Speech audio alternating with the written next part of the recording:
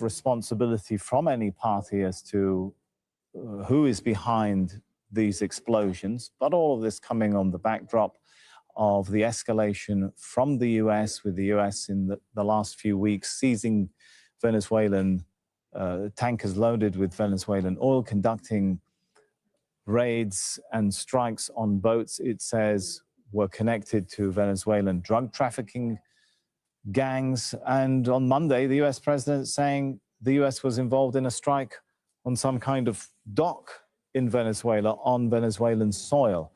So that, of course, raising a lot of questions about whether the US is involved in these explosions that we are witnessing going on right now.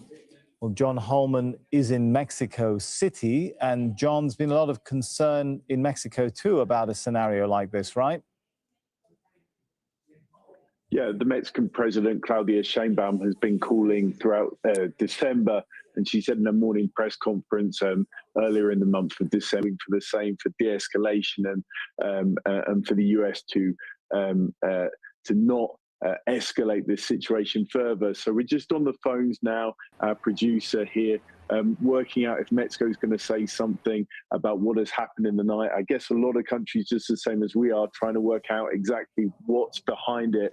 I did actually get a call. John, I'm very sorry. I need to interrupt you for a moment here to bring our viewers a line that has just dropped, and that is reaction from Venezuela, with the Venezuelan authorities releasing a statement condemning military aggression by the United States government. So just to clarify there, we're getting the first Venezuelan official reaction coming following these blasts that you can see on the left-hand side of your screen. Explosions in Caracas, with the Venezuelan authorities saying they reject a military aggression by the United States of America. All right. Sorry, let me take it back to John Holt. Oh, we went over there and we bombed. We went over there and we bombed. Look at that right there. In the middle of the night. Right now, they started bombing. I think they started bombing at 2 o'clock this morning. Maybe 40 minutes ago. Maybe 40 minutes ago. Bombing Caracas, Venezuela. They attacked them. Well, I don't know whether it's the middle of the night to them. I got to find out. A trade decree, and also the United States and President Trump has mused in the past recently about sending troops into Mexico to try and get to grips with the cartels in the country, something that the Mexican president really rejects. So there's all sorts of different relationships going on and different national interests to protect Brazil as well, with trade with the United States. So it's going to be interesting to see how strongly certain countries come out and say against this, or calling for de-escalation, or not wanting to get involved. And there will also be countries that will agree if this is. So, Mega Man, as you said, the United States hasn't said anything. If this is your point? A military I may have to attack from the United States. 2 o'clock in the morning, I was talking actually to someone just on the ground in Caracas just after this happened on the phone, and a reporter that we've worked with for some time in the country, and he said that he actually heard what seemed to be planes coming in before the explosions hit. That's what he told me down the line after this. So we'll have to see how this develops, not just the response from Venezuela, as you just said, but also from other countries in the region. All right, John, we're going to, I'm sure we'll come back to you later. Let's go to CC, and maybe you can fill us in on the details now, starting to trickle in, CC, about the Venezuelan official. It's 3 o'clock in the morning. It's almost 4 o'clock in the morning. So they attacked them in the middle of the night. So it's 3 it's almost 2, it's 3, what time is it? In Venezuela, it's 3:42. 3:42 in the morning. Framing this as a clear attack by the United States. Yeah, so I haven't seen the statement yet. I'm trying to look for it on my phone. I apologize. But if that's what the Venezuelan government is saying, then I doubt that they're bombing their own spaces. So I'm going to assume it is the States, but I do know that the States hasn't published any statements yet. These are lines which are dropping on the international news agencies, quoting Venezuelan government as saying that this is an attack by the United States, saying it rejects it, saying that the US is seeking to take possession of Venezuelan oil and minerals, and interestingly, calling on all social and political forces to activate mobilization plans. Maybe you can bring some. Okay, well, they're trying to get somebody to help them, and you know, because they're calling on the UN to see if they can intervene. They did. United States did this in the middle of the night. All these people are asleep, and this is what we got going on in the middle of the night. An attack on Venezuela. I'd say at around 3 o'clock in the morning, their time, I guess. I just figured it out that that's what they did. Cece, do we see any sign of that on the ground? Do we see any move by the military to try and secure these sites which have been coming under attack? No, so far, everything we've been seeing were the airstrikes, were the fires, were the smokes, the people in their cars trying to exit those areas as well. From what people have been telling me is that they're hearing gunshots as well. This was, again, a few minutes ago. At this point, it's been 40 minutes ago. But they haven't really seen people like in the military suits, like walking around, nothing like that. So again, it's all been sounds, it's all been noises, and civilians kind of exiting the place. So is anybody in the military, would they have boots on the ground right now, or are they doing all air fire? Is that what's going on? And they don't have any boots on the ground as of yet. Or was this a disguise to get the boots on the ground? I don't know. I don't know military work. But I haven't heard or seen any videos from the military on the ground. Are we hearing anything about the president, his condition right now, status, where his location is? Has he spoken, sent any message to people? I haven't heard from the president yet. However, I'm not sure if these are rumors again that people are spreading, that they have been targeting houses of people who are very close to Maduro, such as El Padrino, who are also linked to El Cartel de Soles. So it seems like they're targeting this specific houses, but I haven't personally heard anything about Maduro's residency or place of being, nor we haven't heard from him personally. All right. Oh, so they're trying to target Maduro's house or wherever he's at, or where he might be hiding. Okay. So this is what they're trying to do, trying to take him out early. So if he get took out early, then they ain't really got to do all of this. But oh wow. Earlier, we know that J.D. Vance was unusually in Florida. His plane was spotted on the ground at the airport near Palm Beach, near Mar-a-Lago, on Friday. This is crazy. Marco Rubio, who's in the middle of a war, as well, middle of the night. Secretary, he has been down in Florida over the holiday period as well. And a number of senior officials are in Florida with Donald Trump, including Susie Wiles, who is his chief of staff and a native Floridian, or certainly has called that place her home. Wild. So it would suggest that this operation has been planned.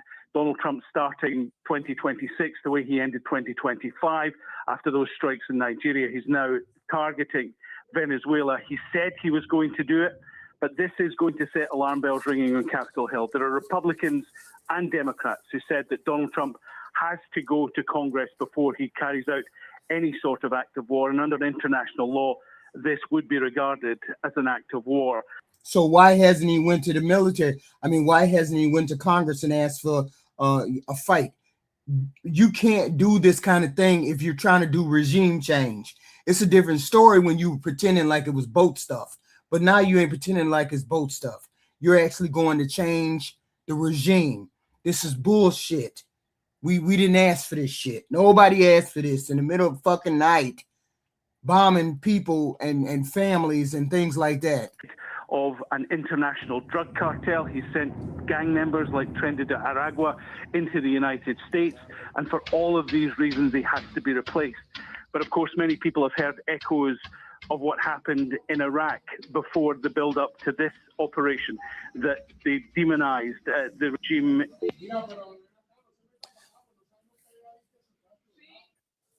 Alan, all right, well, we seem to have lost our connection with Alan. Let's go to Javier Farge. He's a journalist. Oh shit, did y'all see that sign at the bottom? It said 1,100 people killed in Gaza since the supposed ceasefire. Israeli said it's supposedly a ceasefire. 1,100 people killed in Gaza. Oh, wow. An historian specializing in Latin American affairs joins us from London. So the latest word, Javier, that we're hearing here, according to US media, and we do have to emphasize, this is not an official statement so far from Donald Trump, but this is according to US media saying that President Trump ordered strikes on sites inside Venezuela. If this is indeed the situation that we're looking at, do we have any idea of what the goal is of this apparent US military operation, again, according to US media reports? When I was checking the Venezuelan operation, again, according to US media reports.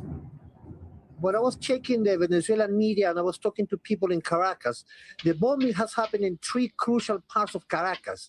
Fuerte Tiuna, which is the seat of the Ministry of Defense, Cuartel de la Montaña, which is where Hugo Chavez is buried, and La Carlota. Now, it is very worrying because all these installations are within an urban area of Caracas. Caracas, I know Caracas very well. It's a very cramped city. In fact, I remember that I used to be able to see Fuerte Tiuna from my hotel room when I was there last time. So it is very, very cramped. There's a lot of civilian housing going on there, but he has targeted apparently three crucial elements of the military in Caracas. The other thing as well, we mustn't forget something which is very important.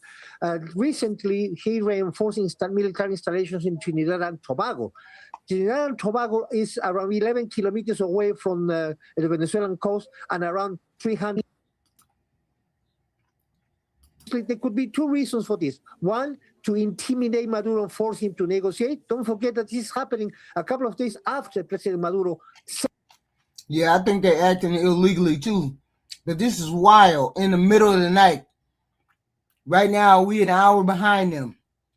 We're an hour behind them. People sleep, getting shook up in the middle of the night. He would actually be prepared to negotiate with Caracas, or could be the prelude of an invasion. We don't know that.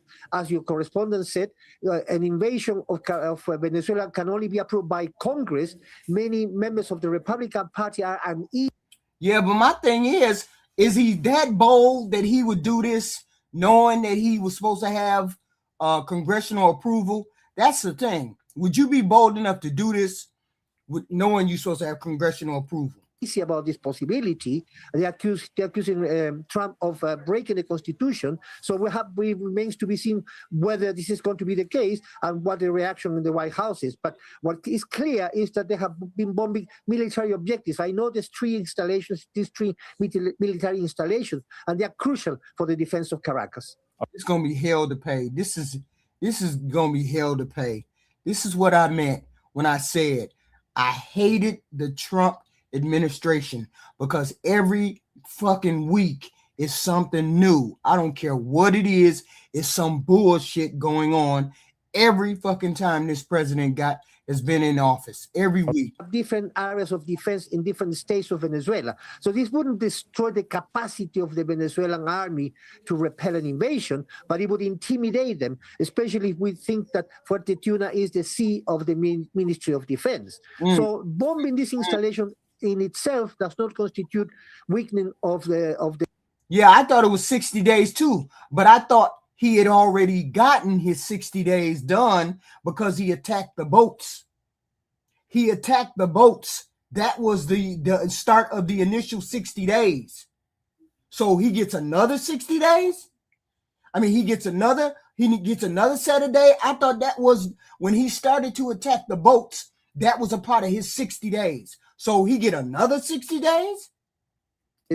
Maduro. Then they will put in place all the defense mechanisms that they have in different states. But it's been past 60 since he started bombing them boats. The bombing of the boats is... Wait a minute, hold up. Please explain it to me. You say 90 days. So if it's 90 days since the first time he bombed a boat No, the 60 days is only if it's for a retaliatory attack or in defense. Of Venezuela. So no, it will not weaken the capacity of Venezuela to defend itself. I mean, these are small, actually, barracks. They are not really big. They are not really. They are really very symbolic in many ways. Cuartel de la Montaña, for example, where Hugo Chavez is bombed, it's not a military installation anymore. It used to be, but it's not anymore. It's just a place where the mausoleum for Hugo Chavez is. So obviously, the whole idea is to undermine the morality of the Venezuelan army and the Venezuelan government. It remains to be seen whether that's going to work. 100 kilometers from Caracas. So maybe they would have used that facility to be able to bomb. Yeah, but didn't that start when he started bombing the boats? Ain't that when he started bombing the boats? Wouldn't the 60 days have started then? Or is it a whole nother 60 days? Caracas. And also they are reporting bombings in urban areas like El Junquito, El Matillo, El Marqués, Los Ruices. This may not sound too very sort of important for the listeners here, but the important element is that these are urban areas. There are civilians who have been running away scared. So obviously there could be two reasons for this. One, to intimidate Maduro and force him to negotiate. Don't forget that this is happening a couple of days after President Maduro said that he would actually be prepared to negotiate with Caracas. Or could be come on, y'all. Reduce the capacity of the Venezuelan army to defend itself. Bombing these installations in Caracas does not constitute, in military terms, a destruction of the capacity that Venezuela has to defend itself. Because, as I said to you, these installations are very small. Now, the parallels, you could establish the parallels in terms of bombing the city first and then invading later. But the invasion of Venezuela would be more difficult because of the different structures of defense that they have installed in the coast of hang on, Javier, because you mentioned an important point. We'll come to what you're talking about now in a moment, but I want to go to Cici and raise that point. Are we seeing a pattern of escalating attacks across different bases across different parts of Venezuela at all, Cici? Any indication or evidence of that Javier was saying that would be the pattern you would expect to see if this was part of a wider plan, at least at this stage? Again, the airstrikes lasted, let's say, about an hour, started at 1:50 a.m. and about 2:50 they kind of stopped. They were very small. I mean, they were high on impact, but they were very targeted. So the ones that we could see in Caracas were a couple dropped in specific places. They've stopped since then. We can still hear a few planes flying around, but there hasn't been any more airstrikes or bombs or those big flashes of orange splashes that we were seeing with smokes and everything. So, but no, the prelude of an invasion. We don't know that. As your correspondent said, an invasion. CC of explosions outside of Caracas at this point, at least. No. So we did see in La Guaira. She said there was only like an hour's worth of bombing, and then it stopped, and they haven't had any bombing since then. So the bombing must have stopped right before I got on. So they haven't seen any more flashing like this. No, it's not pre-record. It's about, I want to say about 40 minutes behind, yes. So, I mean, it's live. These people are talking live, but the picture. In Caracas, el aeropuerto en Maiquetía, the airport in La Guaira, and then Higuerote. So far, those are the only confirmed places. Okay. They just showing you the pictures of where he put the bombs down or whatever he put down. Let's go back to Javier. So the pattern that we're seeing, Javier, seems to confirm what you were talking about, that this is more of a limited operation at this point, limited in terms of its geography. But the US has been building up its assets in the area, right? Its naval assets have been building up for what appeared to be some kind of operation. Right. Yes, they have been doing that. The issue, as your correspondent said rightly in Venezuela, the main issue here is whether they are going to attack the states which are crucial for the defense of Venezuela. For example, Estado Lara, which is north of Caracas, where I visited, is one of the crucial sort of points, hubs, if that's the correct word to use, for the defense of the whole. So for the people that's tuning in, we did strikes on Venezuela about 45 minutes ago. At their time, I guess maybe been 3 o'clock in the morning. We did strikes on them for about an hour or two. Drop bombs. These are recordings. The pictures of the bombs are recordings. The people are live though, because they haven't gotten any more drops in past 45 minutes of drones. They haven't gotten any more. So we're just trying to figure out whether there's going to be any more, or is that all? Did he just drop those couple of drones and then that was it? So far it hasn't done any for about 45 minutes. So this is where we're at. For your analysis, Javier there, Latin American specialist and historian. Let's bring you up to date with the breaking news we've been following out of Venezuela, where the government is now accusing the U.S. of attacking civilian and military installations in multiple states. President Nicolas Maduro has now declared a national emergency. That's after at least 7 explosions were heard in the capital, Caracas, accompanied by low-flying aircraft. Explosions also reported in the southern parts of the city near a major military base.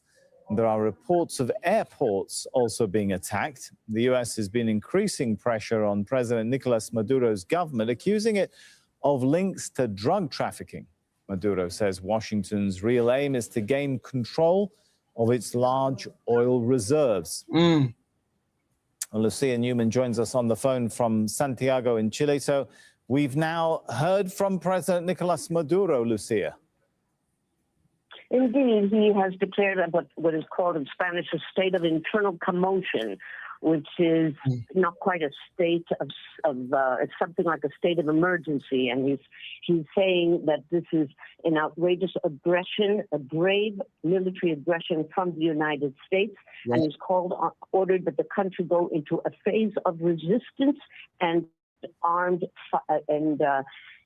resistance as well. That's what what has come out of a statement that is issued. He has not yet come out on television to talk to the people, but that is what the government is saying. But what I can also report is that there are very, very strong reports coming out right now that the residents of Venezuela as well. That's what has come out of a statement that is issued. He has not yet come out on television to talk to the people, but that is what the government is saying. But what I can also report is that there are very, very strong reports coming out right now that the residence of Venezuela's defense minister, Padrino Lopez, has been targeted in the strikes. We cannot confirm it, but it is being reported very, very strongly that his residence was hit. We don't know whether he was inside, whether he was injured or killed, but that I can say is what is being reported in Venezuela, in the capital right now. Also, the strikes have been allegedly also against Diosdado Cabello, the number 2 strongman in the country.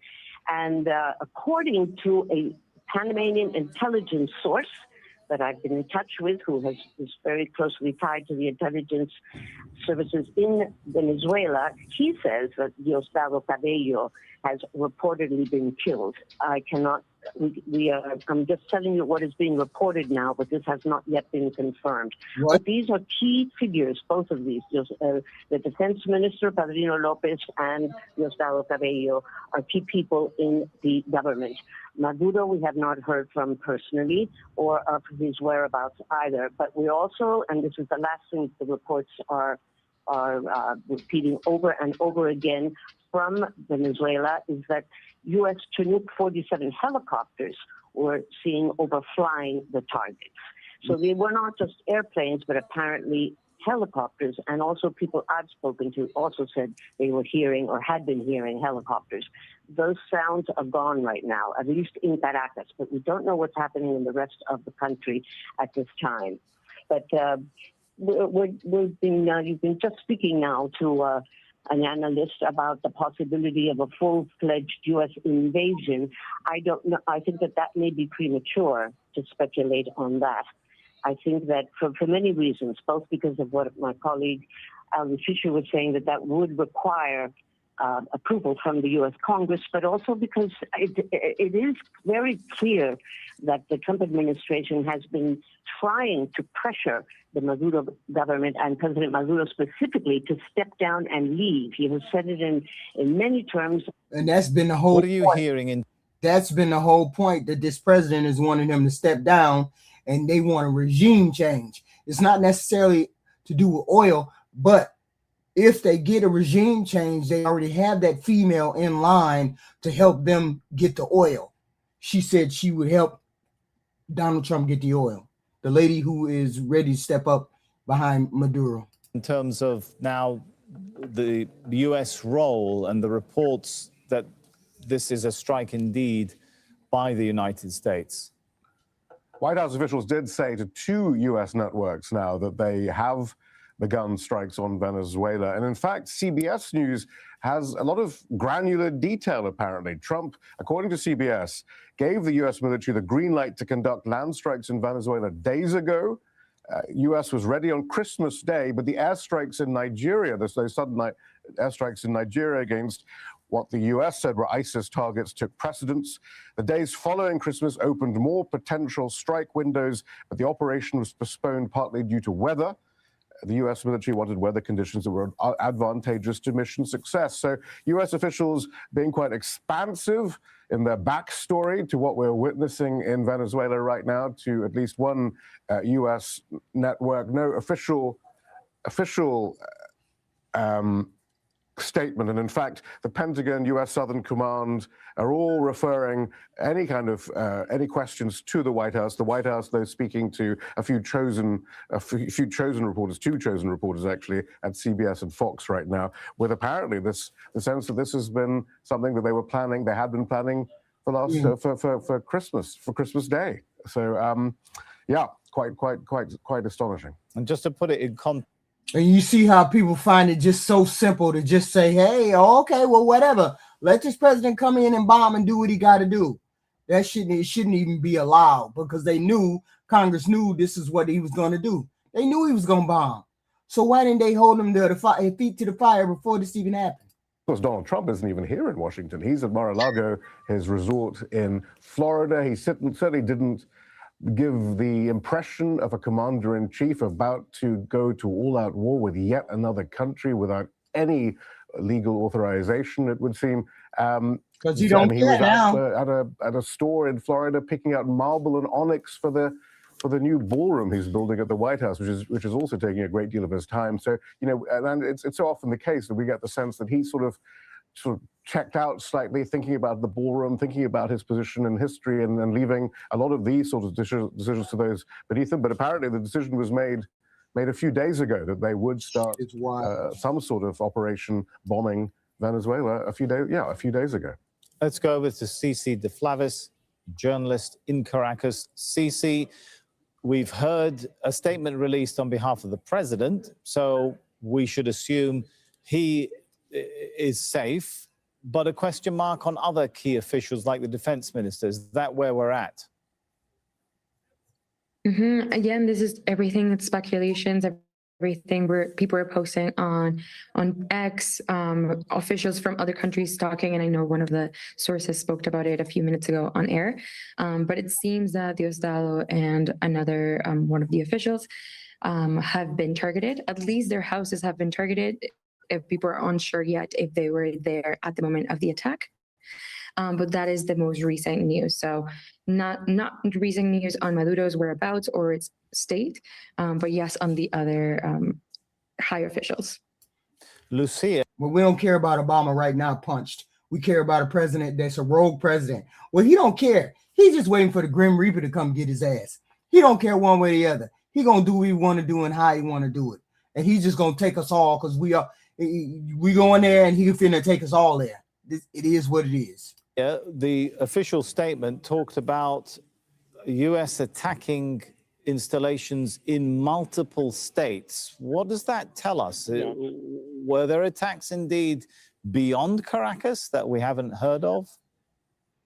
We are hearing that there were attacks in Aragua, and that's near the border of Colombia. It's an area where there is actually drug trafficking. The thing is, what is Congress going to do? Congress is waking up in the middle of the fucking night just like we waking up. Are they going to do anything? They going to say anything? They put some sanctions on them? Are they going to do anything? Or they just can't do nothing? But it doesn't sound, from what we're hearing, that there is an escalation in terms of a ground war or a major invasion with troops. That we have heard nothing to indicate that would be the case. And we know that the United States has a major naval force just outside of Venezuela, and that it can quickly fly in or send in missiles or helicopters or planes, quickly get them in, get them out if it wants to. We're still waiting for the U.S. government to officially confirm what has happened, but everything seems to indicate that the United States. Shit, they all in bed. Everybody in bed. They ain't worried about blowing up your little country. They in bed. They knew this was going to happen. You can't tell me nobody except the president knew what was going on. They already knew what was going on. They just couldn't stop him. States was behind these attacks. Both of them, VF guy. It would be very, very unusual to think that only the capital would have been targeted, but certainly the most important and symbolic places have been. What will happen next? That's the question. Is this enough? I'm convinced that this is meant to really, really up the ante, really increase the pressure even more than it had been until now on the Maduro government for the president to step down, leave the country, and reach some kind of a deal. That is what, if I had to bet, that's what I would say is the immediate goal. Whether these kind of attacks will continue systematically over the next few days or not, I can't say. I can't speculate that far. Oops, sorry. But clearly, this is meant to tell Nicolás Maduro that his time is up in the presidency. That is. Oh, okay. So they want him to get the fuck up out of there. They want him to get out of there like pronto. Like we bombing your stuff. So we bombing your stuff, and we're gonna give you a chance to get up out of there. But if you don't get up out of there, we're gonna keep bombing you. Okay. But also oil. They offer concessions to the United States in terms of exploiting oil. The way that Chevron, the American company, has. They have 25%. They exploit and they explore 25% of Venezuelans' oil. So in that respect, he offered that. It is no coincidence that 2 days after he made this offer, they bombed Venezuela. Now, it's important to notice that not long ago, not a few minutes ago, President of Colombia, Gustavo Petro, has asked for an urgent meeting of the United Nations and the Organization of American States to discuss this situation. A couple of days ago, he reported a bomb that fell in one part of Colombia, and he thought it was a prelude of attacks in Venezuela. He was obviously right in this respect. Now, whether the OAS and the UN will meet to discuss this issue, that remains to be seen. In relation to what Maduro said that he will mobilize the Command of Integral Defense, Comando de Defensa Integral. This is a structure of defense of Venezuela, which includes many states, crucial states in Venezuela, including Estado Lara, for example. I visited Estado Lara 7 years ago. I visited barracks 7 years ago, and they have a well-placed structure of defense for the different parts, the vulnerable part of the country. Don't forget, yes, the bombings in Caracas is serious, but it's not Caracas is not the front line. Trump just want to secure that oil before the Grim Reaper come and get him. He want to secure that oil for him and his family, have a portion of that oil before he kick the bucket. We know what time it is. Let me get this oil. Let me roll up in here and get this oil. And then, my family have a part of it somehow, some way, a percentage of the oil. And then they always got oil all the way down their family line. This is what all he's trying to do. That's all he's trying to do. Of the defense of Venezuela. There are different states in Venezuela which have a crucial role to play in any kind of defense. Now, Mr. Maduro has not mobilized the volunteers which have been training. They have been training for the last year. He hasn't. We don't know whether he's going to mobilize or has mobilized the different defense structures in Venezuela, but we expect that to happen. Again, Javier, just to clarify, we heard a statement from the Venezuelan authorities saying they're calling for the activation of mobilization plans. So that might be... Right. I want to go to... That means that... Yeah. I want to ask Cici this question, because the statement also talked about, the Venezuelan government statement talked about civilian installations coming under attack. What can you tell us about that and any civilian casualties? Some of these places are very densely populated areas, right? Yeah, but not 3 o'clock in the morning unless... So it's been mentioned before, La Carlota and El Fuerte Tiuna, even though they're in Caracas. Caracas is a highly dense populated city. So neighborhoods are around it, like the city mall, El Zambi, civilians. I haven't heard anything about civilian casualties, but we were seeing a lot of videos of cars driving away from these spaces that were getting attacked. I'm unsure if these were civilians or people who are... Of Venezuelan oil and mineral resources, right? Yes, absolutely. Now, it's very obvious that Venezuela is a key country. It is, as I said earlier, it is the country with the largest proven oil reserves in the world. But it is not, I don't think it's a simple matter of we want to go in because we want to take the oil. It's the, to put this in, I'm sorry, excuse me. We need to put this in the context. And that is of this sort of what is being called the neo-Monroe doctrine of the Trump administration, which is bent on recovering U.S. hegemony in the region, its influence, which it has lost to China. And it sees that China, Iran, and Russia are very, very much inside the U.S.'s sphere of influence via Venezuela, particularly. They are in Venezuela. Most of the oil is now going to China from Venezuela, even in ships that have been sanctioned by the U.S. So it is a very, oil is very important, but also the relationship that the current government of Venezuela has with countries that are seen as enemies or opponents of the United States. And that is how President Trump has been framing it ever since day one, ever since the State of the Union address. The evil force in the region is China, and those who make deals and associate with China and with Iran and to a certain extent Russia are also in that, therefore cavorting with the enemy. So that is, I think, part of the bigger picture from the point of view of the White House right now. The government of Venezuela has always said that this is about oil, and I can certainly say it cannot seriously be about drugs. Yeah, it never was about drugs. It was always about oil and regime change. It's really about regime change because the person is just going to sit on that seat as the ruler of that country is going to help Donald Trump steal the oil. He keeps saying, he said in the past several news conferences that they got our oil, or we just trying to get our oil back, or they trying to steal, or they stole our oil and now we want it back. Now we get the idea. It's not only regime change, it's the oil that they're trying to get. And because China and Russia is already over there, we trying to snatch it back. If we snatch it back and we put the people we want in charge, then we'll be in charge of the oil and everything else. So this is what they're doing. Okay, I see. Attacked Venezuela. They are bombing with missiles. The Organization of American States and the United Nations must meet immediately. Well, Shihab Bratansi joins us from Washington, D.C. So, Shihab, how will an attack like this by the United States play out amidst the tensions within Congress?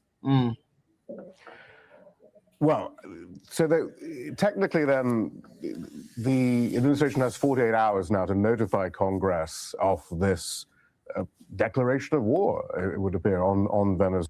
That's exactly what I think, Rough Ranch Hands.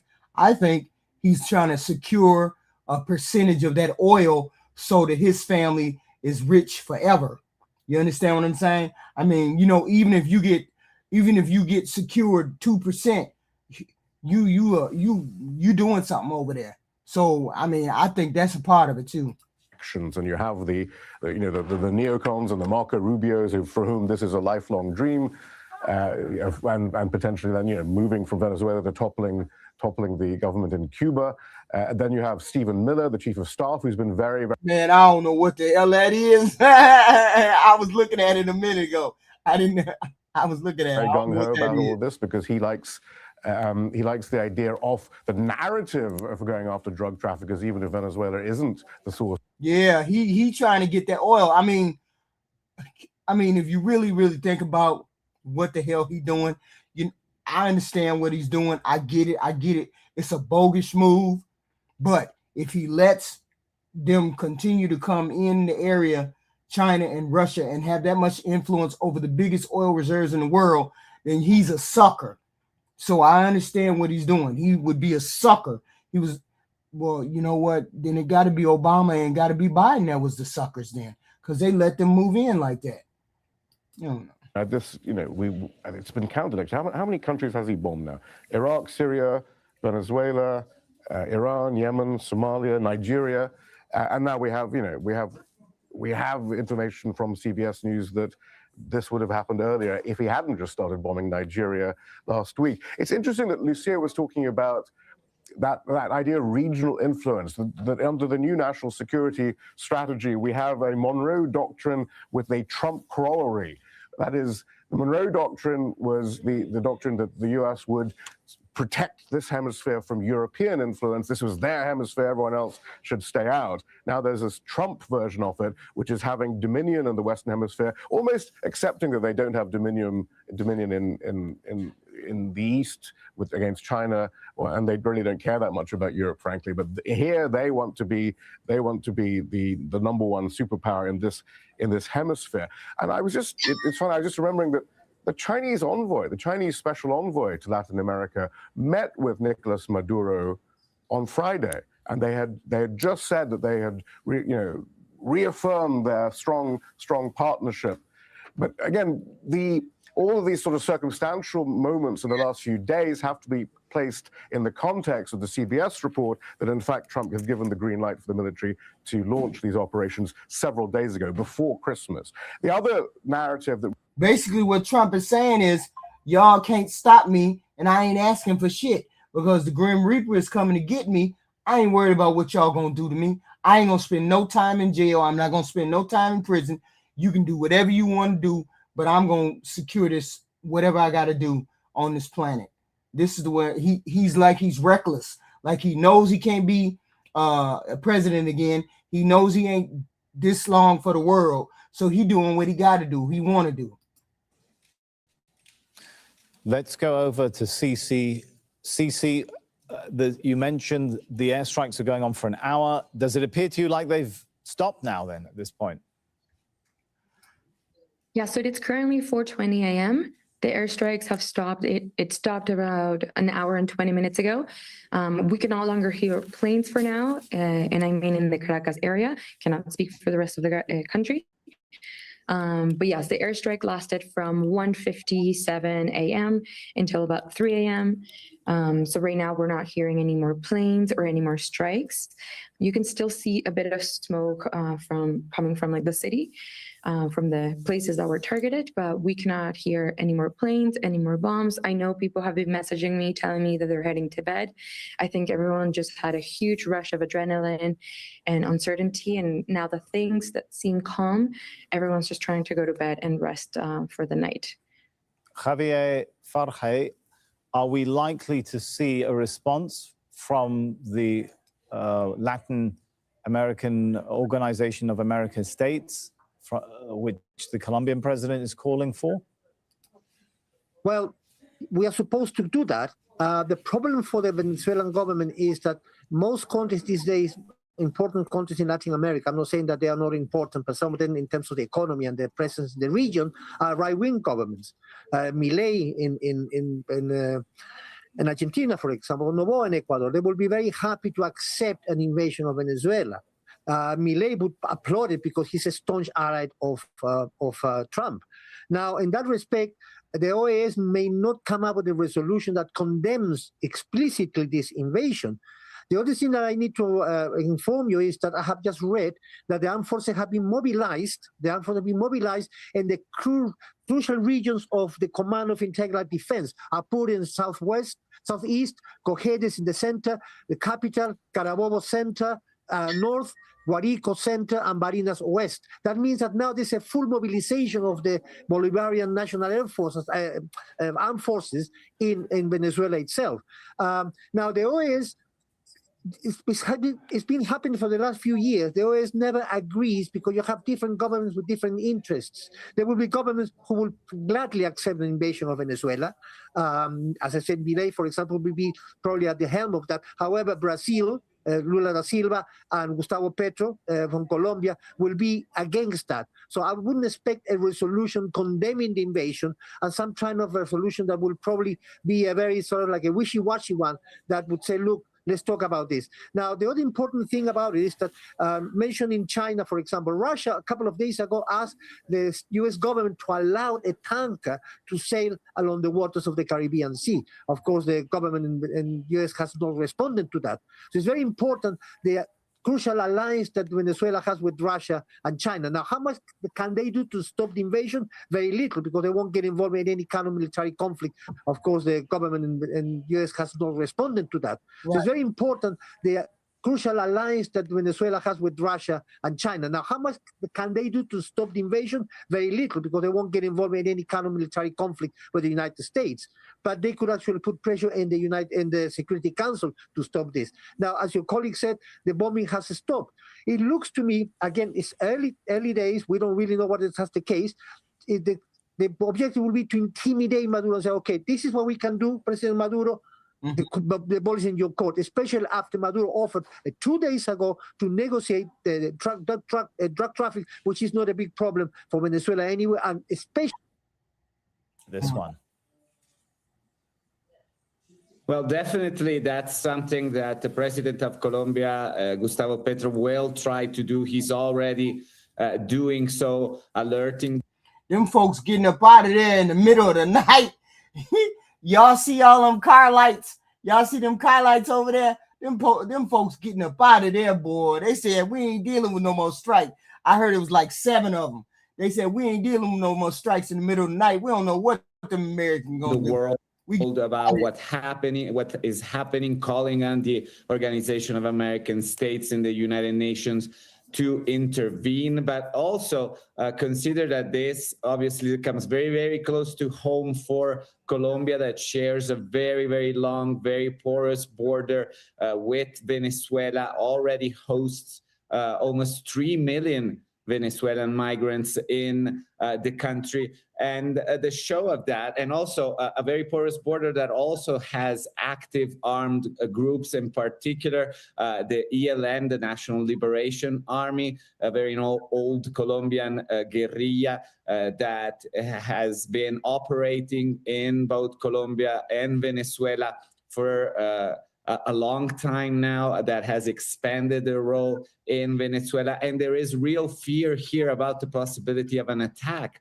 on part of that guerrilla armed group in defense of the Venezuelan government. So much so that I'm just receiving now information from Colombia's Ministry of Defense. Let me see if I can translate it here as I talk to you. It says, this comes from the Minister of Defense, following instruction from the President of the Republic, Gustavo Petro.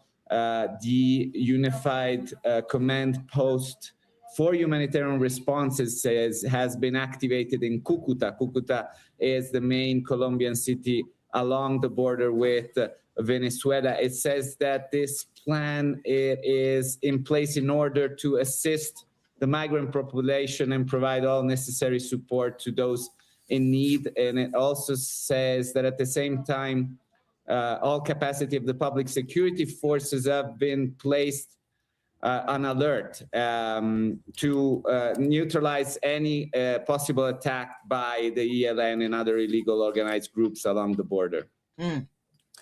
Let's go to Elias Ferrer. He's the director of Ornico Research, a consulting company based in Venezuela's capital, Caracas. He joins us now from Barcelona in Spain. Good to have you with us. Let's put the pieces together and try and see the bigger picture. So we've had explosions reported in Caracas, an official government statement also referring to multiple states. We have a statement from Nicolas Maduro. The Venezuelan government is putting the blame on the US. We've got media reports, and I emphasize these are media reports from CBS, saying it's been confirmed, the White House has confirmed to them that this is a US attack. Putting all of that into perspective, what appears to be underway right now in Venezuela from your analysis? So I think we need to start with Trump putting pressure on Maduro to leave power. And this pressure did not work. There was economic threats, there was sanctions, there was a season of bankers and all that. And at the end, there was an idea from Trump that, you know, I'm doing all these things. It's not working to dislodge Maduro, so I need to try something else, which does not necessarily mean an invasion. But Trump's definitely trying to force Maduro out in some kind of negotiation. And he needs essentially something to show that he's for real. To force him out of power, or is there a possibility to force some kind of talks? So there are... Oh, no, the talks is over with. Ain't no talking now. He tried to talk to you and told you to get up out of there. He tried to get Maduro to get up out of there, but Maduro was resisting. And he said, I ain't trying to hear none of that. You got to get up out of here because we got to install this new person in power. And this new person going to help us get this oil. So you got to get up out of here. Maduro said, I ain't going nowhere. He said, okay, well, then I'm going to start bombing you. And this is where we at right here. Okay. You know, this is a bit hard to gauge because in an authoritarian context, you don't have that reliable polling and so on. But we can very clearly see that at least a sizable chunk of the armed forces and the security forces have consistently sided with Maduro, right? Because despite everything that the country has gone through, an economic collapse, electoral fraud, and all kinds of things have happened. And they've stayed with Maduro and they've defended him so far. Now, the question is, are they going to defend him when, things are getting really serious, that the U.S. is capable of bombing locations inside Venezuela? That's actually not clear. And I think we will see very soon in 24 hours or so if they're going to stay and fight or if they're going to, say, it is over. But actually, the armed forces were built in a way that are in a way coup-proof, right? Like there's a lot of balances in between the different units. So it's difficult for one of them to say, you know what, we're going to turn against Maduro. What about public support, Elias? What is an attack like this, especially if it is confirmed by the US to be a US attack, is that likely to rally people around Maduro and the authorities and put the opposition in a sort of weaker position, or the opposite? Well, it depends if this is something that brings Maduro down or not, right? Because first of all, whether some people will welcome it or not and so on, and I'm speaking very closely with my whole team in Caracas, the first reaction of people is that they're scared and they're staying home and they're not going to come out on the streets and protest and fight and all that. That's the first thing, because they see this as a military matter and it's not from their point of view. And we've seen this in previous kinds of events where there's been some military elements, that they're not going to come out and protest and risk their lives in a situation such as this. Now, if Maduro stays, fights, and it looks like the U.S. is stopping its attack or something like that, I think we might still see people staying home to not go straight into danger's way. But it is also likely that if the government is toppled in some way, that after a couple of days or something, we might see some people celebrating and so on. All right, thanks so much. Let's bring you the statement by the Venezuelan government, which has said it, of course, is reacting to these explosions, saying Venezuela rejects, repudiates, and denounces before the international community the extremely serious military aggression perpetrated by the current government of the United States of America against Venezuelan territory and people. The goal of the U.S. attack is to take possession of Venezuelan oil and minerals. The U.S. will not succeed in taking our resources. Let's go to Shihab. I'm looking at more. Wait a minute. So what does that mean? That mean y'all finna put up some resistance? Well, what do you mean that it's not gonna? Because this is what Donald Trump is saying he gonna do, is, you know, deal with y'all's oil and X, Y, and Z. So what y'all gonna do?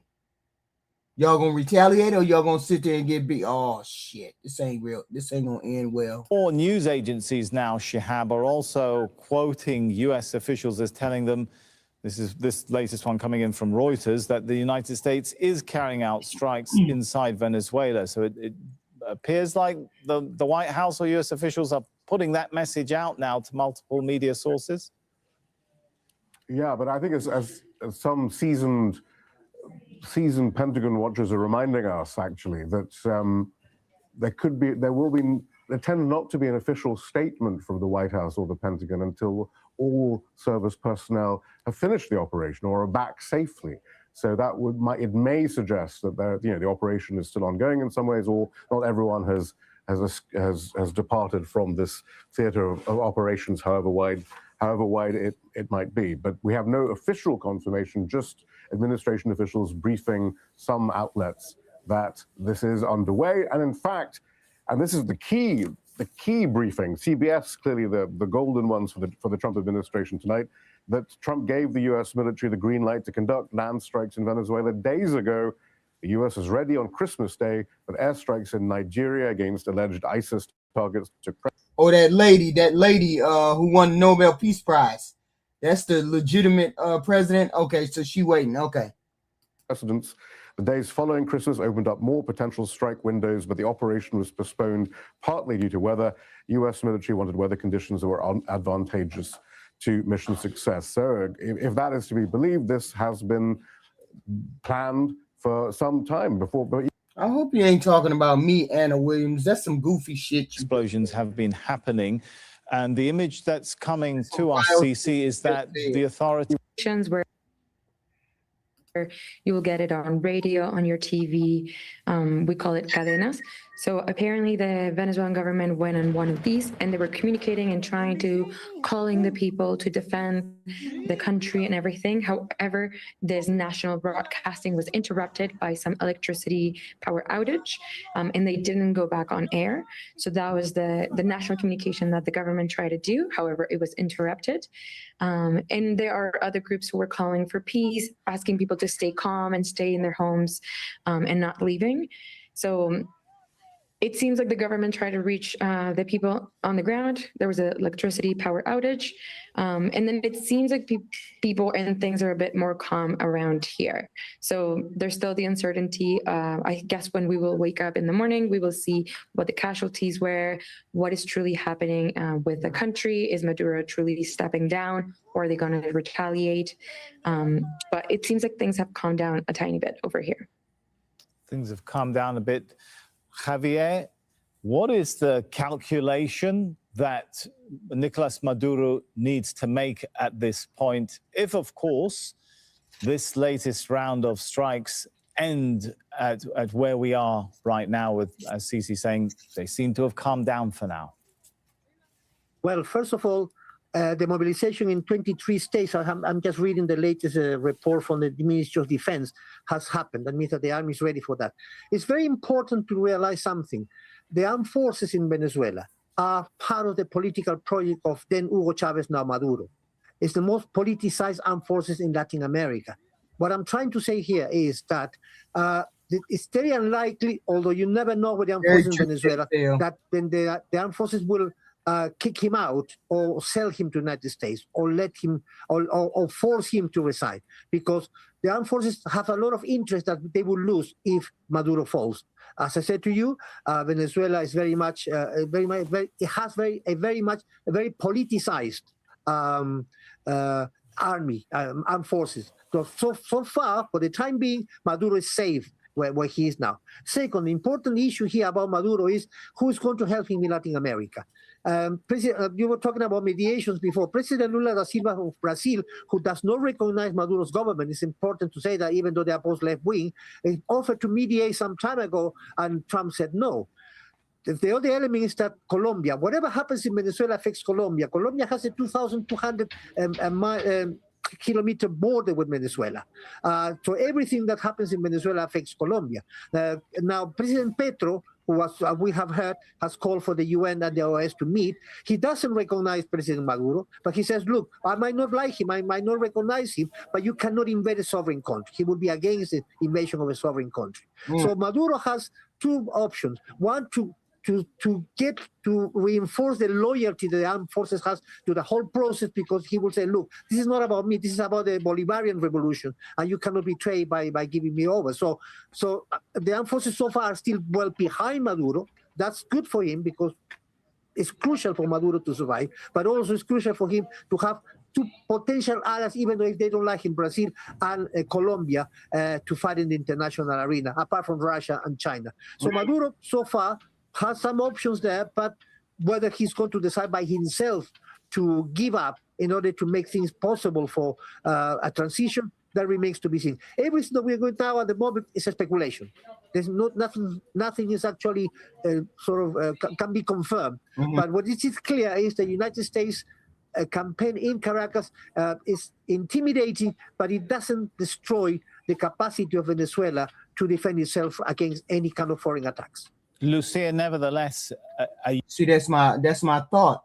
Are they just gonna be stomped out? He's just gonna let United States come in and just stomp them out? Is he gonna give any kind of resistance? I mean, what's going on? He said they ain't gonna get our oil and our resources, so that tells me that you probably gonna fight for them. So are we actually gonna have to go to war in order to do this, or what? Even though you may lose, I get it. You said they're not going to get your oil and your minerals. So you're saying they're not going to get it. So that tells me you got some resistance to what this president is talking about. President Trump is talking about. So where's the resistance? U.S. media reports indicate this would be a major event for the entire Latin American region, right? And how is it likely to impact the alignment around Venezuela? Absolutely. I think it's very important to distinguish between being an ally or a supporter of the Venezuelan government and being a supporter of an attack of this kind, of this blatant U.S. intervention, which smacked so much of the old days when it was the United States that called the shots in this region. And many countries that are actually have no relations with Venezuela. For example, the government of Chile, which is a center left-wing government, I am sure that as soon as the daylight comes here as well, it's also very, very early here in the morning, there will be a statement condemning the strike. And that has been the position of countries like Chile, of Uruguay, not Argentina, but yes, Brazil, yes, Colombia, Mexico. Many countries in Latin America are concerned because if the United States can pick and choose which governments it likes and wants to be in and be out by using this kind of force, the common wisdom is that this time it's Venezuela, next time it could be one of us. So this does stir a lot of memories of the past and also a lot of concern amongst most governments. However, there are a few, as some of our guests have mentioned, like the president of Argentina, Ecuador, and probably the new president of Chile, who will take over in March, who will probably say that this is okay. They'll say that Maduro is a drug trafficker or a terrorist, and therefore they can make an exception with him. But it is, as I say, something that the majority of countries don't want to see. They don't want to see this big brother bullying taking place in their region.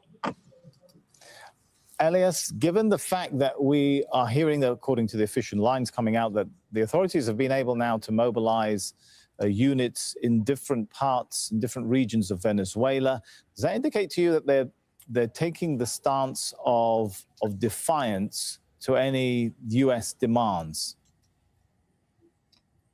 Yeah, exactly. I mean, from the if you analyze the way that the Venezuelan armed forces and then Chavismo and Maduro have always worked is whenever they're under attack in some kind of way, they kind of, like toughened up, they stood up, and they try to face off any kind of external attack threat and so on. Now, the question is how all of the different units are going to respond to this mobilization, right? Because really, practically, there is no capacity of these Venezuelan armed forces to respond to an attack such as these from the United States, right? If the United States is going to bomb certain places in Venezuela, there are some air defenses and so on, but there's nothing you can do about it. So, what are these officers going to do? I mean, I think we will see in the next few hours, and whether everyone sticks around with Maduro, I think we can see a prolonged conflict, or we could even see Maduro stick around for a while. But if some of these officers turn against him and they side with the U.S. in some kind of way, which there's no indication that it's happening, but maybe it could happen, and or that some of the leading officers flee the country or they flee Caracas and no one really knows where they are, and that kind of thing. I think we see some kind of scenario of chaos and even some kind of changing government in Caracas.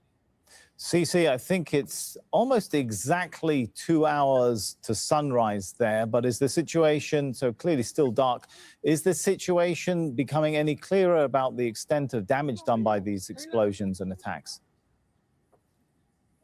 There's nothing fully clear yet on the extensions of the attack. However, I do think they've been very clear and they've been very prominent. So it was a clear message being sent. Again, we don't have full confirmation if some of Maduro's close aligned persons were killed or were targeted, or they only targeted their home bases without any casualties. We haven't had any confirmation on that. However, I do think that tonight was very substantial. We hadn't really experienced this before in Venezuela, so it's a once-in-a-lifetime situation. Obviously, it is not something that people are happy about, but people are kind of expecting to see what's happening in the morning. So far, there's still this uncertainty on the ground, and there's a lot of speculations of who was killed, who didn't, what this is going to be for Maduro. Will he wake up? There's still this uncertainty on the ground, and there's a lot of speculations of who was killed, who didn't, what this is going to be for Maduro. Will he wake up in the morning and fly away? Did he fly the country already, or is he still here? Will this give him more strength to fight back against the United States? We're still unsure. And I do doubt this is going to be an invasion. I think it was more of a U.S. kind of sending a signal to let Maduro make his move. Shihab, as word comes out to these different media outlets, any indication about how wide an operation this is, about what the goal is? Are we getting any details from U.S. sources on that? Not officially, although we are hearing that we can expect a statement once U.S. forces are out of the theater of operations, out of the country's airspace. So we will expect some sort of statement, as you would expect. As far as the attacks, I mean, social media, I mean, there are pictures, again, it's social media. Hang on, Shihab, sorry to interrupt your train of thought, but does that mean, when you say we're hearing that they're going to make a statement once U.S. forces are outside of the theater of operations, well, it kind of makes you think that this is more of a limited operation rather than the beginning of some extended invasion. Am I on the right tracks here? You might say that. I couldn't possibly comment. I mean, the statement is what it is. We really don't know what it means. I mean, there is always that Trumpian foreign policy bombing doctrine of making a big statement with a big bombing and then declaring mission accomplished and leaving. Maybe this is the end. Maybe, I mean, we knew that the resources were strained. They'd said it was a 2-month blockade on ships around Venezuela. How long could they sustain this? Maybe this is the grand finale. We do not know. So I'll just put that out there. I mean, there are all sorts of potential possibilities, but Trump does have form in saying, all right, we did this now it's time, I did it, now we can go. And there are reports, by the way, talking of targets, certainly on social media, that they bombed Hugo Chavez's mausoleum, potentially. There's video that seems to suggest that this was a direct attack on the Hugo Chavez resting in state, in Caracas. So that would be certainly, I don't know, probably on Marco Rubio's wish list. If you want official statements, though, we do have something from the Caracas embassy. The Caracas embassy, apparently, the U.S. embassy in Caracas, rather, have temporarily suspended operations, but they've reposted a statement from the U.S. embassy in Bogota, aware of reports of explosions in and around Caracas, Venezuela, and it says the U.S. embassy. Oh, yeah. Oil as our oil. Yes, yes. I mean, they've always considered the oil, the nationalization of the Venezuelan oil was unwelcome by the United States. However, it's important to notice that Chevron, the American company, they exploit 25% of the oil in Venezuela. And the tankers have been sailing forward and backward. Even if this president secures 2 to 3% of that oil, those oil reserves, in some kind of deal for them liberating themselves from Maduro, even if he does that, he still done solidified his money, his generation's money. And I believe that's a part of why he's doing it. He might help America, but he trying to help himself first. It is what it is. And besides, the first time he was in office, he told Maduro to get lost. Maduro didn't get lost in, so. The opposition led by Enrique Capriles, the former presidential candidate, who would oppose totally the invasion of Venezuela. That's extremely important. We haven't heard from the opposition yet. Of course, it's early days. It's very early day, and we don't know what the opposition is going to say in relation to this. But oil is important. It would be naive to believe oil has nothing to do with it. Now, when there was a sort of criticism within Venezuela when President Maduro, a couple of days ago, in an interview that gave to journalist Ramonet, he offered concessions of oil to the United States.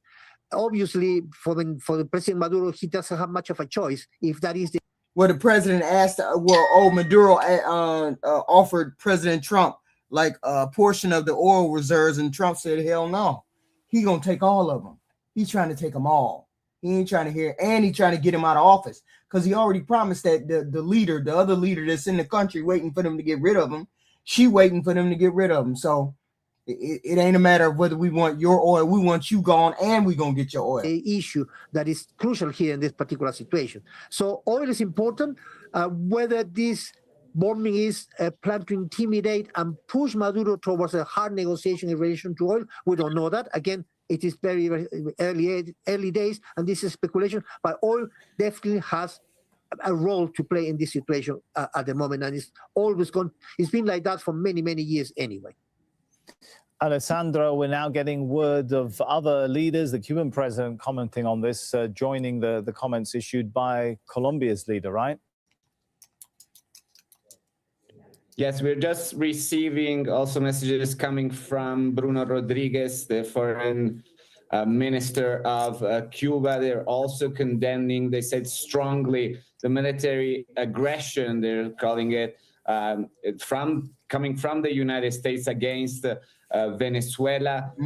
He's posted saying that the bombardments and military actions against Caracas and other locations in Venezuela are an aggression on part of the United States, which is not acceptable from the United States or any other country. He's saying that Cuba rejects, denounces, and condemns before the international community what is calling an extremely serious military aggression perpetrated by the government of the United States. And I think we're going to be receiving more of these kind of condemnations coming from leftist countries in Latin America, but also there will be criticism coming from other countries who, again, might not recognize the government of Nicolás Maduro in Venezuela,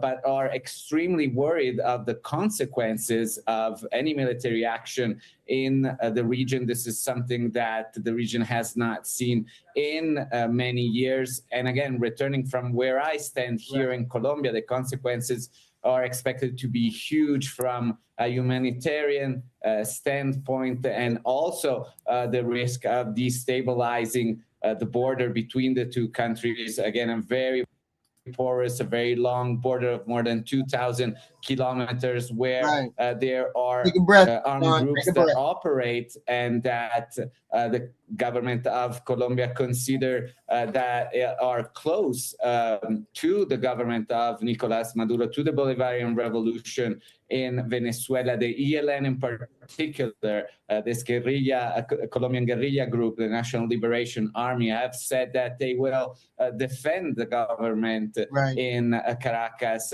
militarily. So that obviously is a huge worry, and one that the Colombian government, we know, is immediately looking at. We've heard from the Colombian Minister of Defense saying that a plan is already underway to secure that border, something that, though, in practical terms, is very difficult to do. So right now we got Trump, who's bombing Venezuela, but we still have this what's her name, Machado, waiting in the wings in order to take over. Even though she's been a part of the resistance party, there's really no real person that can be in charge. I guess they can put her on I guess they could put it in charge. It is what it is, but maybe they will take her and maybe they won't. But they have a person that's ready and willing to take over the country if they put Maduro out of power. And he's offering to give them oil, but they ain't trying to hear it. United States, Donald Trump is not trying to hear it. Donald Trump is trying to take all your oil. What price to pay you think we're going to have to pay from other countries because we did this? What's the price we got to pay? That's the question. Because he's taking oil from China, and or he's not taking oil from China, but they're going to be in control of the oil. And now you got to deal with China and Russia. I wonder what price we're going to have to pay for this. The armed forces, which are very much indoctrinated in the life of Hugo Chavez, his education and his values and so on. So I think this might be received very negatively from the armed forces. But in theory, we would think that the objective of this U.S. operation is to make the armed forces switch sides. So I don't know how exactly it would play out. Cici, state of emergency has been declared, as one would expect in a situation like this. What does that mean practically on the ground? Well, for people, I think it would mean to stay at home, to save their powers, to source on food and anything, to stay within their fine confinement at home, to not go out on the streets just in case anything happens, and to try to not mobilize from one area to the next. So I think that's what it would mean for citizens here. In terms of the military and the movement, I'm not sure what will happen. Sorry, my battery just went up. Has power been restored in parts of the city? There were reports of power cuts or power being disrupted. Is that back on? Great question. So no, so neighborhoods that were affected in terms of the power outages, they're still out. Some have not been affected. So these were just neighborhoods that were clear to the places that were targeted. So their power is still out, but it's not in the whole capital. So it was just the neighborhoods that were very close in vicinity. Elias, we were talking a moment ago about what this means for the country. If we're in a situation where this doesn't become a full-scale invasion, and if it, as it seems, the government is still able to mobilize different units around the country, which might indicate the security forces are loyal to Nicolás Maduro, does that mean he'll feel he's got some space to maneuver? Yes, I mean, but it's an asymmetric war, right? So Maduro cannot expect to defeat the U.S. military in a conventional way, But what he can do is maybe resist, probably outside of Caracas, drag on the conflict, and have a situation kind of like this. There are also reports right now of possibly U.S. personnel, so the U.S. Marine Corps, doing some kind of operation inside of Caracas, which actually is very interesting, and we'll see what actually happens. And we're still not talking about a full-scale invasion, but I think it's very possible that they're doing some kind of very targeted operation, maybe against one of the leaders of the regime or something like that. And I think that could very, very well be a game changer inside of Venezuela, right? If maybe one of the top leaders is captured or something like that. Well, according to them, at least according to sources, at least two of those generals or whoever underneath Maduro have been deceased. So because of the bombing. So Lucia, where does this leave the Venezuelan opposition? Are we hearing anything from them? We don't know where it leaves them exactly, but if the idea is, and that Lucia, where does this leave the Venezuelan opposition? Are we hearing anything from them? we don't know where it leaves them exactly, but if the idea is, and that clearly has been stated by the U.S. government in no uncertain terms, is to push out Maduro, the opposition claims, at least the opposition that is led by Maria Corina Machado and the man who they regard as the president-elect, who is in exile in Spain, they said they already have a plan for day one after Maduro is gone. What that plan is, I don't know. But we also know that the opposition is not all on board with this idea of Maduro being pushed out militarily. There is a more moderate opposition, and then you've got the opposition that says that there is no other way because they've tried elections, they've tried all other options, and none of them have worked. So this is the only way that Venezuela will, quote, go back to democracy. But that's what they're calling for. When it will happen, how it can happen, all that is speculation at this point. This is just too early days. I think right now the theory that this is meant to send a message to Nicolas Maduro that he has no choice but to step down, or the military aggression or the military attacks will increase, is the first thing that I think we need to think about before asking who will take over, when, and with whom, whether, does this mean that everybody in the current government has to go out? What members of the military would be allowed to stay, if any? Is the military actually still behind Nicolas Maduro? That's still speculation at this point. There have been many attempts over the years by members of the military, high-ranking members of the Venezuelan military, to push him out. There have been plots against him. Members of the military have had to go into exile, many who are in prison. So we don't know to what extent it's a homogenic support for him. Certainly from the troops, I don't think it would be wise to say that they'll all back the government. But the military high command has backed him so far. But when the bombs start flying and the attacks start, and they start hearing the U.S. helicopters or airplanes coming in, the question is, will that loyalty remain? That's the big question right now. We're just at the top of the hour now. It's 0900 hours GMT. Maybe a good point to recap and bring you up to speed with all the breaking news that's been coming out of Venezuela in the last couple of hours or so. So here's where we're at. The government the government of Venezuela, that is, accusing the United States of attacking civilian and military installations in multiple states. The Venezuelan president, Nicolas Maduro, well, he's now declared a national emergency, and all of that coming after what we've seen in this night of explosions, at least 7 hitting the capital, Caracas, accompanied by low-flying aircraft. Explosions also reported in the southern parts of the city near a major military base. There are reports of airports also coming under fire. And the U.S. has been increasing pressure, of course, on President Nicolas Maduro's government over the last few weeks and months, accusing it of links to drug trafficking. Venezuela's government has reacted to the explosions, as I mentioned. issued a statement in which it said, Venezuela rejects, repudiates, and denounces before the international community the extremely serious military aggression perpetrated by the current government of the United States of America against Venezuelan territory and people.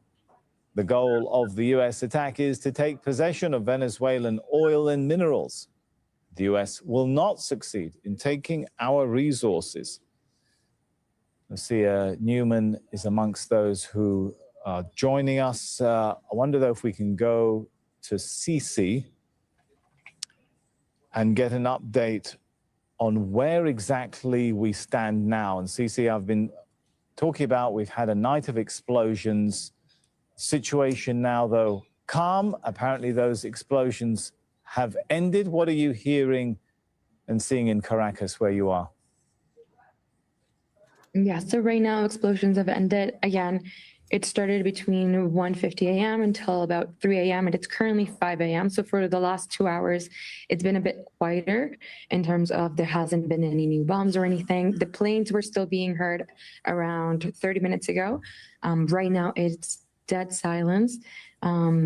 It genuinely feels like the calm after the storm. So we're unsure of how we're going to wake up in the morning and what the conversations are going to be, how the city's going to feel. But currently right now, it seems like everyone is taking a little breather in terms of the citizens, in terms of like, let's go to bed, let's calm down. It has been quiet relatively over the last 2 hours.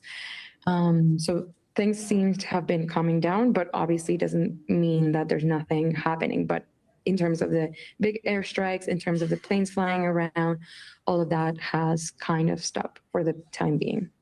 And Lucia, from the government statements, the picture that emerges to us is that if this was supposed to knock the government out of power, that hasn't happened, at least so far, right?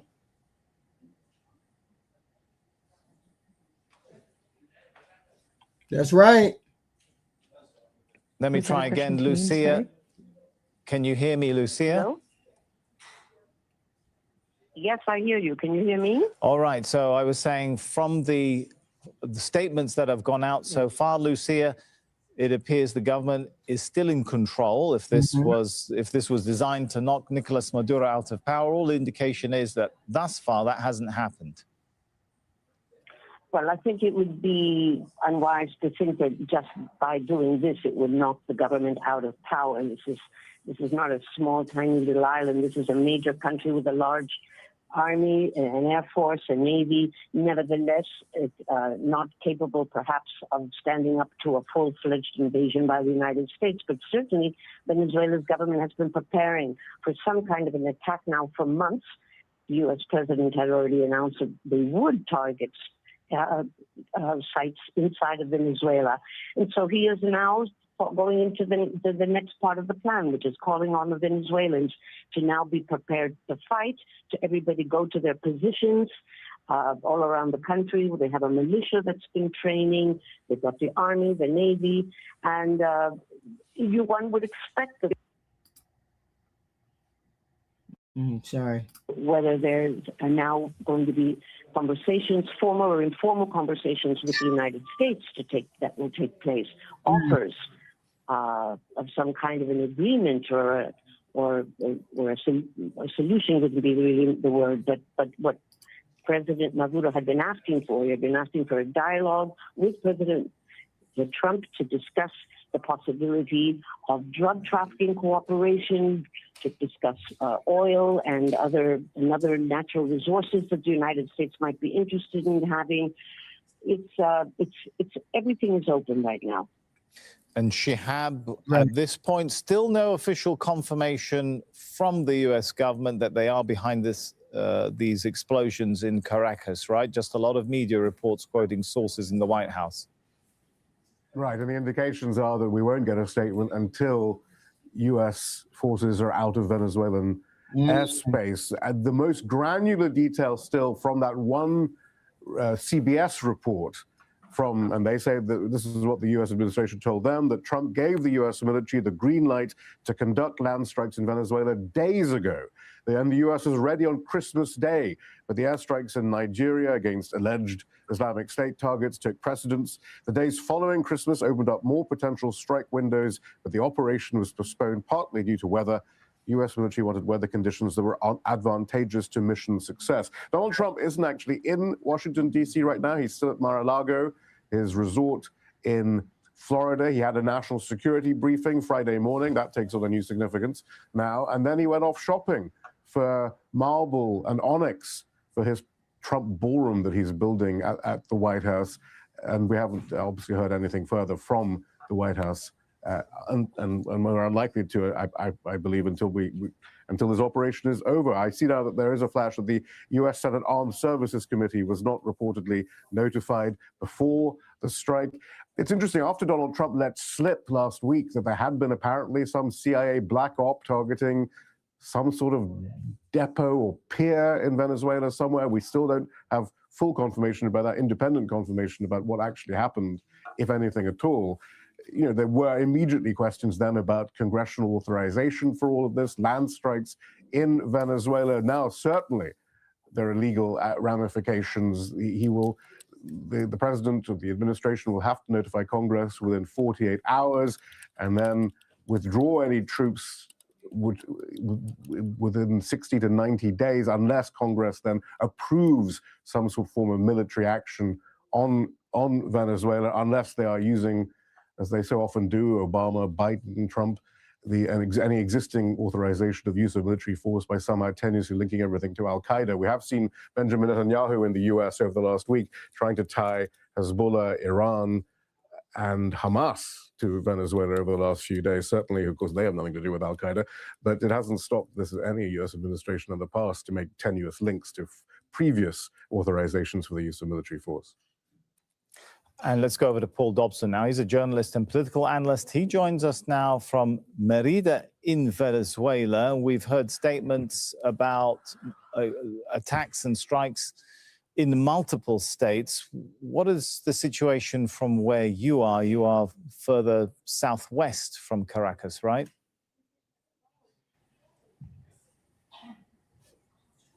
Hostage video, hostage video, hostage video. The moment seem limited to surrounding areas, military bases around the capital. At the moment, not reported any incident so far.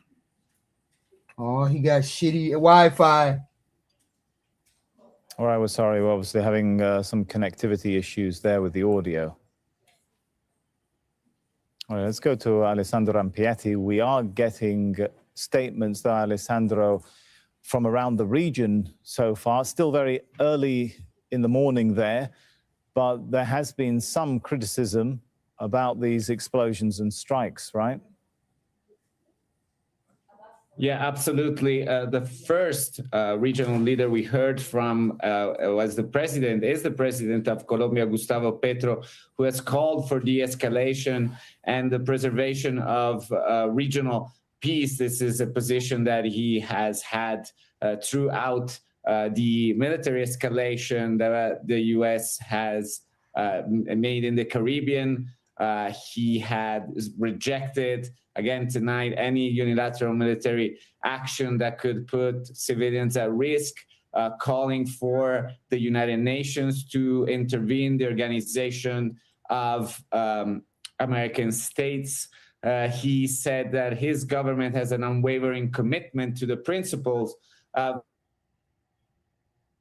on the importance of respecting sovereignty in what he calls a region of peace. We also, in just the last hour, heard from Miguel Diaz-Canel, the president of Cuba, who has called urgently for an international response to what he has called a criminal attack on part of the United States, and also saying that the region was under assault.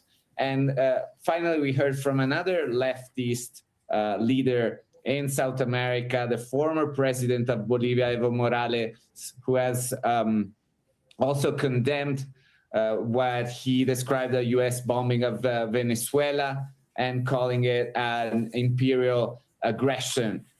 So what we're seeing here are people that either are close to President Nicolas Maduro, as is the case of Evo Morales and the president of Cuba, and others who have been also critical, as it is in the case of the president of Colombia, Petro, but at the same time clearly criticizing the possibility of war, these bombings or this attack that we've seen tonight. That still we need to understand exactly what has happened, but in the case of Colombia in particular, fearing the consequences that this could have in this neighboring country.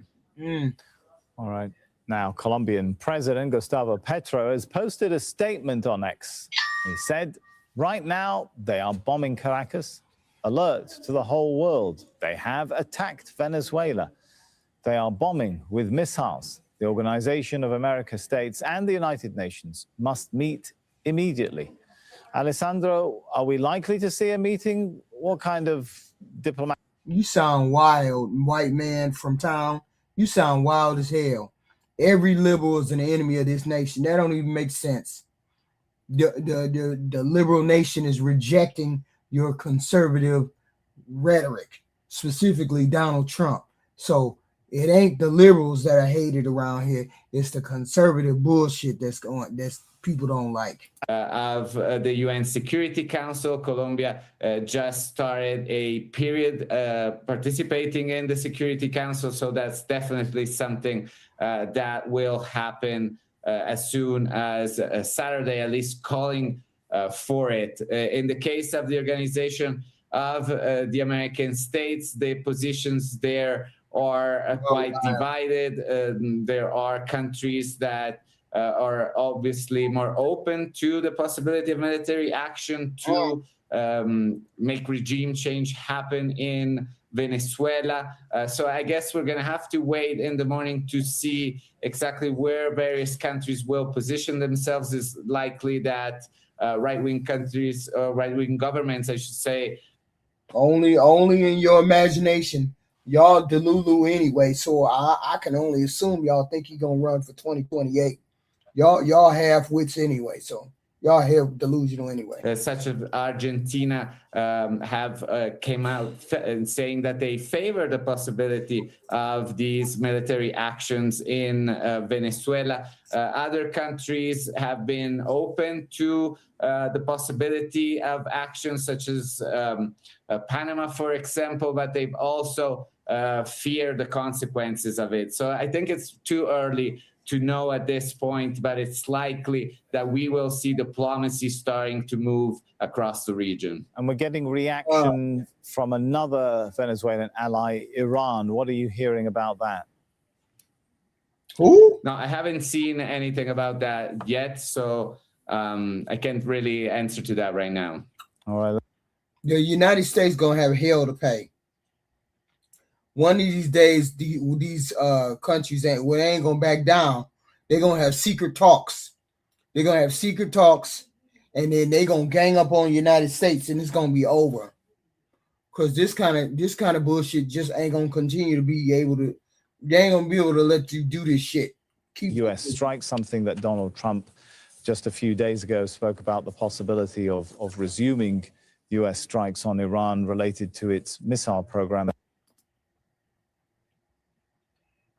The confrontation, this takes the standoff between the U.S. and Venezuela to a new level. Is a deal still possible that keeps Maduro in power? Yes, for as long as there's no further attacks in Venezuela. We mustn't forget, and it's been mentioned in the... Stop attacking Michelle.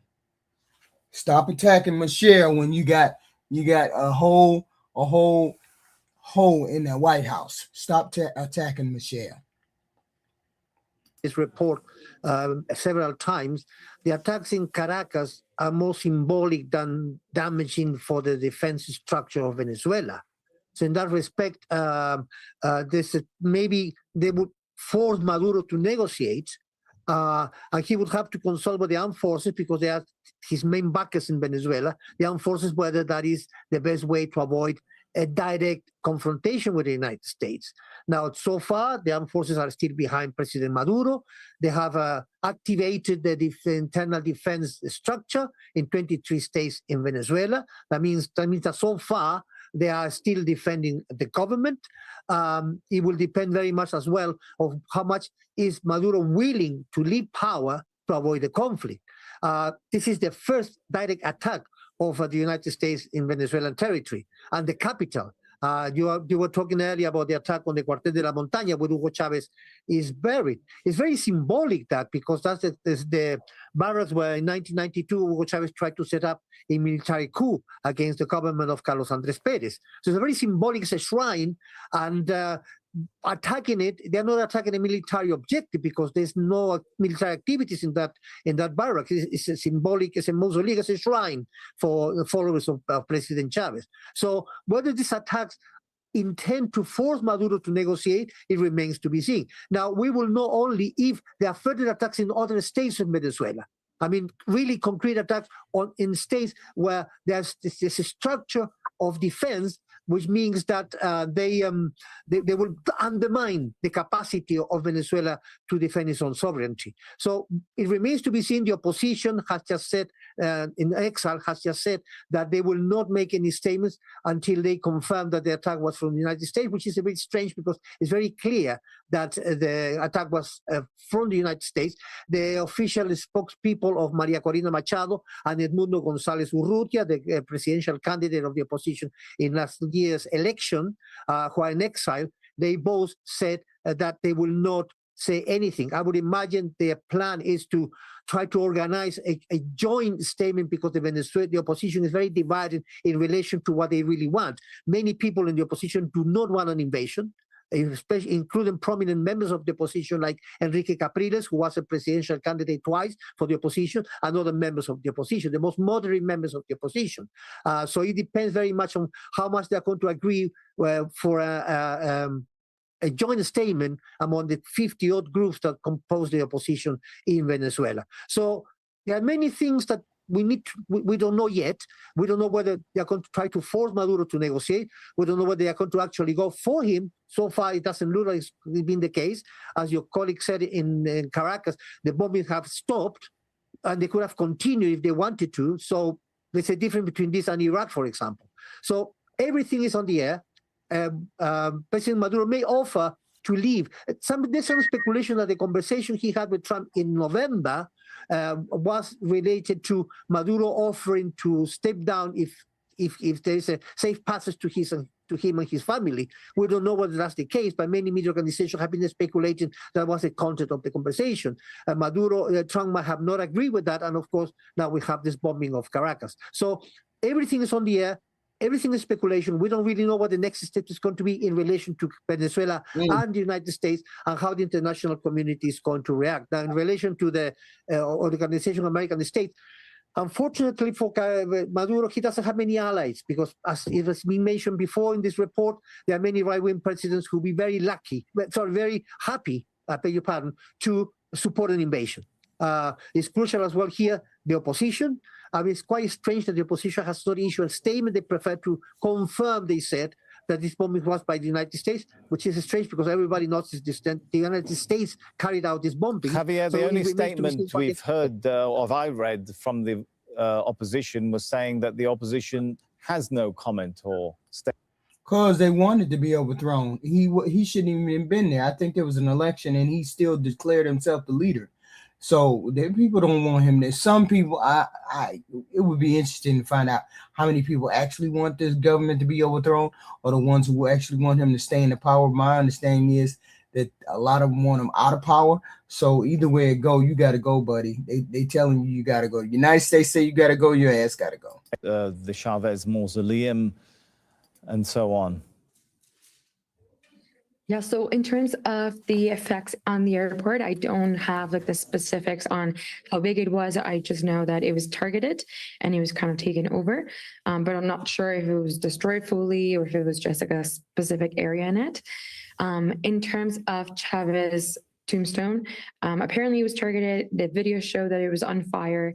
And as it was mentioned previously, I think this was more of a symbolic target. Obviously, there was no military base there, but I think it was a clear sign of this is being targeted. It is being targeted towards the regime that's currently in power. So that's what we have so far. And I don't think it's like a full invasion. I know people are calling it like, oh, the state's invading and all that stuff. We don't have any information on that yet.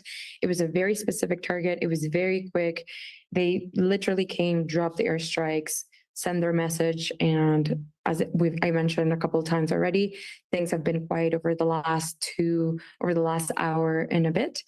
So it seems like it was very specific, and we don't have any information on the specific casualties or what was targeted in terms of the magnitude of it. Let's go to Shihab Ratansi. Shihab, what are we hearing now from the US president? Explosive Truth Social post from Donald J. Trump. I shall read it out. The United States of America has successfully carried out a large-scale strike against Venezuela and its leader, President Nicolas Maduro, who has been, along with his wife, captured and flown out of the country. This operation was done in conjunction with US law enforcement. Details to follow. There will be a news conference today at 11 a.m. at Mar-a-Lago. Thank you for your attention to this matter, President Donald J. Trump. Sammy? Shihab, that is quite a statement. I want to make sure we heard it and understood correctly. This is the US president saying that US forces have captured the president of Venezuela and his wife and taken them physically out the country. Is that right? Okay. That's exactly what he has just said. The United States of America has successfully carried out a large-scale strike against Venezuela and its leader, President Nicolas Maduro, who has been, along with his wife, captured and flown out of the country. Oh, wow. This operation was done in conjunction with US law enforcement. Details to follow. There will be a news conference today at 11 a.m. at Mar-a-Lago. Thank you for your attention to this matter. Yeah, President just like Donald that. J. Trump. They up and got Maduro and Maduro's wife up out of there. And there will be a press conference tomorrow at 11 o'clock.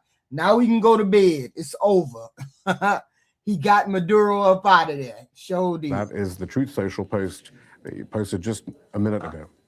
I imagine, Shihab, I know the answer to the question of, I guess they're not saying where he's been flown to and what is to happen to him. Okay. It's interesting, though, that he talks about it having been done in conjunction with U.S. law enforcement. So they're still sticking, I would think, then, to this narrative of the cartel of the Suns, this rather bogus construction, which actually, in fact, was a CIA operation years ago with the Venezuelan government before Hugo Chavez. But if he's putting it in the context of law enforcement, clearly this is being put into that narrative of Nicolas Maduro being the drug dealer par excellence of Venezuela. I think Maduro gave an interview just a few days ago, maybe a week or two ago, where he said, look, I have the biggest proven reserves of oil, I have gold, why would I be a drug dealer? But clearly the US administration is still running with this narrative, even though their own drug enforcement administration says that simply isn't true. Oh, wow. At this point, does that indicate, that means Donald again, don't want to ask you questions that I think I know the answer to, but is that the end of it? Any signal that this is the end of the US military operation then? Well, what's replacing Maduro is the question. Do they have then? I mean, this is what they hope. I was afraid to ask you that question as well. Was the US military operation then? Well, what's replacing Maduro is the question. Do they have then? I mean, this is what they hope. I was afraid to ask you that question as well. I was going to say before to seeing you.